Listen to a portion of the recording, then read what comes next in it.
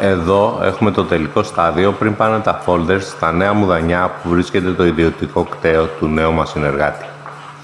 Όπως μπορείτε να δείτε, η κόλληση είναι τέλεια.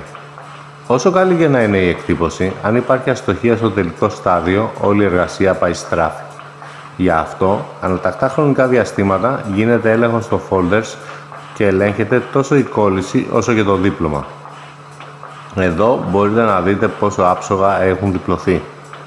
Η μορφοκοπή ήταν άρτια και όπως φαίνεται η πίκμαση είναι καλή και δεν σπάει σε κανένα σημείο, τόσο στο πάνω μέρος των folders όσο και στο κάτω.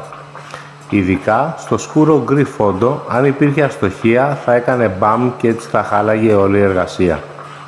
Ακόμη είναι ευδιάκριτο πως τα folders δεν διαφέρουν χρωματικά το ένα με το άλλο, που είναι δείγμα ότι η εκτύπωση έγινε με τη δέουσα προσοχή. Στόχος μας είναι να μείνει ικανοποιημένο το ιδιωτικό κτέο βαρέων οχημάτων Μουστάκας, γιατί θέλουμε να έχουμε μια μακροχρόνια συνεργασία και όχι απλά να κάνουμε μια αρπαχτή. Εμπιστευτείτε μας και εσείς.